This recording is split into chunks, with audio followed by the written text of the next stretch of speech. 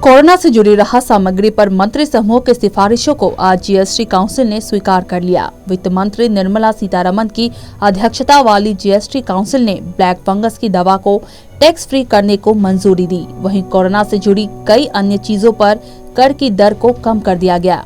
GST council ने corona vaccine पर 5% GST को बरकरार रखा है।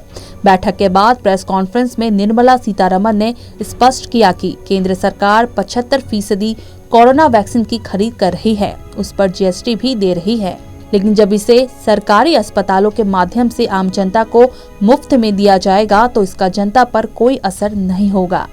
देश में अभी भी कोरोना के असर को देखते हुए जीएसटी काउंसिल की ये 44वीं बैठक वीडियो कॉन्फ्रेंसिंग के माध्यम से हुई। बैठक में वित्त मंत्री निर्मला सीतारमण के साथ वित्त राज्य मंत्री अनुराग ठाकुर और वित्त मंत्रालय के अधिकारी भी मौजूद थे।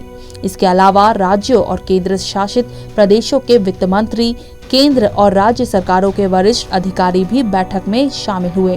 बैठक में कोरोना राहत सामग्री पर टैक्स छूट के लिए बनाए गए मंत्री समूह की रिपोर्ट पर विचार किया जाना है।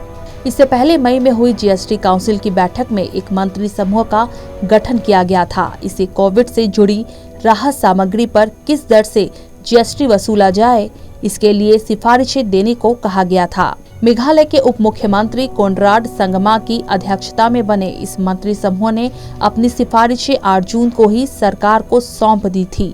अब मंत्री समूह की इसी रिपोर्ट पर निर्णय किया जाना है।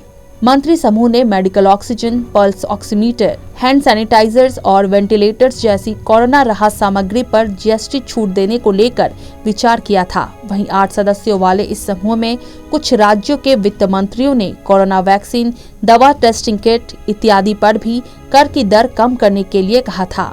जीएसटी काउंसिल की 28 मई को हुई बैठक में कोरोना से जुड़ी राहत सामग्री पर कर की दर तय करने के फैसले को छोड़ दिया गया था। इस पर विचार के लिए ही ये मंत्री समूह बनाया गया था।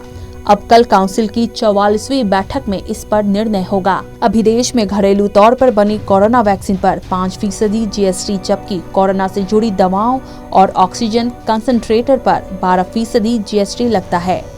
काउंसिल ने अपनी 28 मई की बैठक में ब्लैक फंगस के इलाज में काम आने वाली दवा एम्फोटेरिसिन बी के आयात को कर से छूट प्रदान कर दी थी।